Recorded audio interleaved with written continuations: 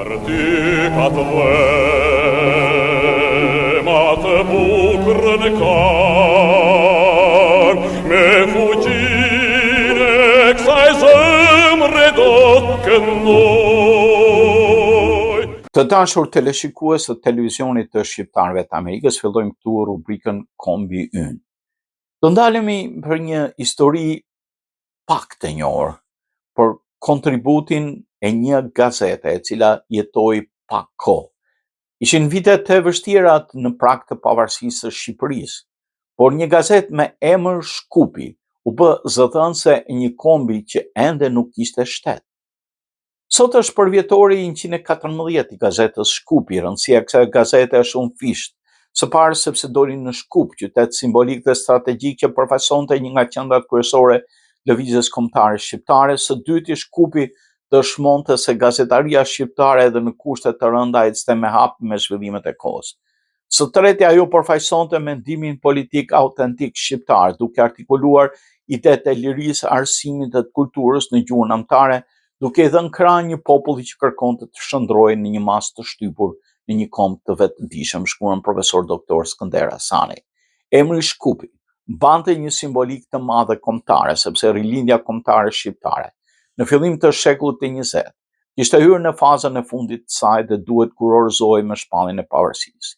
Pas Kongresit Manastirit të vitit 1908, ku nuk u bë vetëm unifikimi i alfabetit, por ju dha dhe një shtytje fuqishme për mbylljes procesit të rilindjes kombëtare me shpalljen e pavarësisë etnike, rilindjasit të asaj kohe kuptuan se fjala e shkruar ishte arma më e fuqishme për të hapur idetë e lirisë. Në Kongresin e dytë të Manastirit, të mbajtur në prill të vitit 1910, u mor vendimi që të hapej gazeta Shkupi si promotore e shpalljes pavarësisë. Përmes saj jepej sinjali se udhëtimi i rilindjes kombëtare do kulmonte në Shkup, në kryeqendrën shpirtërore të shqiptarëve, aty ku ideja e lirisë e shtetit do të merrte formën e saj të plotë. Me 29 gusht 1911, në këtë kryeqendër të vilajetit të Kosovës, doli numri i parë i gazetës Shkupi. Sot, pas 114 vjetësh më vonë, ne përulemi me nderim dhe krenari përpara këtij akti historik, që nuk ishte vetëm një hap në fushën e shtypit shqiptar, por një gur themeltar në ndërgjegjësimin kombëtar, politik dhe kulturor shqiptarëve. Editori i gazetës Shkupi ishte intelektuali i jashtëzakonshëm Jashar Arbrar, i cili me guxim dhe vizion mori përsipër të udhëhiqë këtë organ të rëndësishëm të shtypit shqiptar. Ai nuk ishte vetëm një redaktor, por një strateg i fjalës së shkruar që me mjeshtëri bashkëpunoi ngushtë me barqet kryesorë të lëvizjes kombëtare si Hasan Prishtina, Ismail Qemalit të tjerë, në horizontin e gjerë intelektual që karakterizonte. Erebara nuk e kufizoi gazetën vetëm në temat e hapësirës shqiptare, por e shtrio atë në diapazon evropian dhe botror, duke pasqyruar drejt trendet të lëvizjeve ndërkombëtare. Në faqet e Shkupit, ai shpesh publikon editoriale të fuqishme ku reagonte ndaj politikave të padrejta që popujt ballkanik dhe fuqitë e tyre evropiane ushtronin mbi shqiptarët, duke shëndur kështu gazetën një tribun të së vërtetës dhe një mburojtje të drejtave kombëtare. Gazeta Shkupi nuk qenë një botim i zakonshëm. Ajo mbriti në një kohë ku perandoria osmane po i numëronte vitet e fundit në Ballkan, kur sferat e ndikimit të fuqive të mëdha dhe lakmi territoriale të fqinjve rrezikonin coptimin dhe zhdukjen e qenies shqiptare. Ishin kohë të kryqi, ku fatat e popujve përcaktoheshin nga intrigat diplomatike dhe marrëdhëniet e fshehta mes shteteve të mëdha, ndërsa populli shqiptar ende pa shtet kërkonte të mbijetonte dhe të afirmohej. Pikërisht në këto rrethana, gazeta Shkupi mori guximin të bëhej zëdhënëse një kombi që ende nuk kishte shtetin e tij, po kishte shpirtin dhe vullnetin për të qenë i lirë. Rëndësia e kësaj gazete është shumë fisht.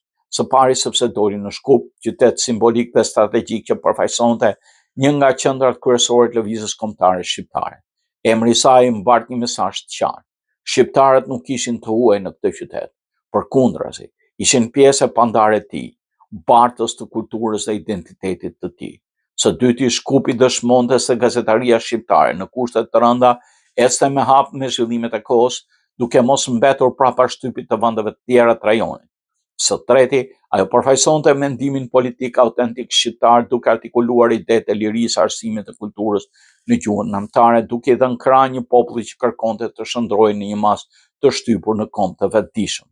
Megjithëse jetë shkurtër, nga 29 gushti 1911 3 tetorit 12, Gazeta Shkupi la gjurmë të pashlyeshme. Nëpërmjet artikujve të saj, ajo paralajmëronte përrëzitjet që i kanosin shqiptarëve nga fqinjet dhe nga intrigat e kohës, por njëkohësisht citonte të përhapte idenë se vetëm arsimi i kulturës dhe veprimi organizuar politike ushtarak mund ta shpëtonin kombin shqiptar nga asimilimi dhe zhdukja.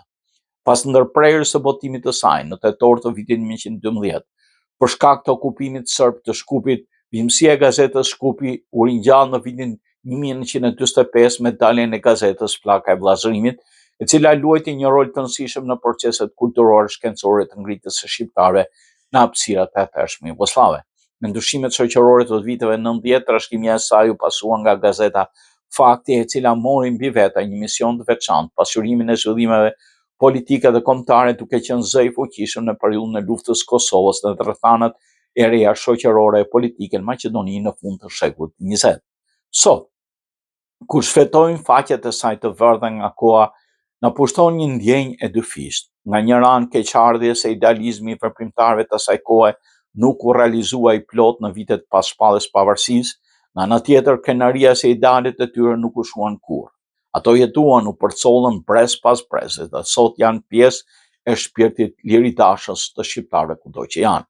Gazetarët e sotëm, ashtu si rilinjësit e djeshëm, kanë një mision të shenjtë, të jenë në shërbim të kauzës kombëtare dhe të paraprinë unitetit intelektual dhe politik shoqërisë shqiptare.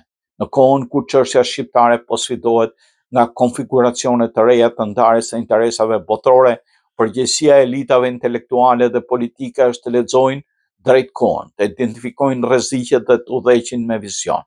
Përfitori i gazetës Shkupi është kujtesë e paralajmërim se fjala, mendimi dhe uniteti veten armët më të fuqishme të kombit tonë. Të dashur teleshikues të televizionit të shqiptarëve të Amerikës, ne këtu i tham fund emisionit ton Kombi Ynë. Miru takofshim në emisionet tjera. Partikat vlemat bukrën kar, me fuqin e kësaj zemre do të këndoj.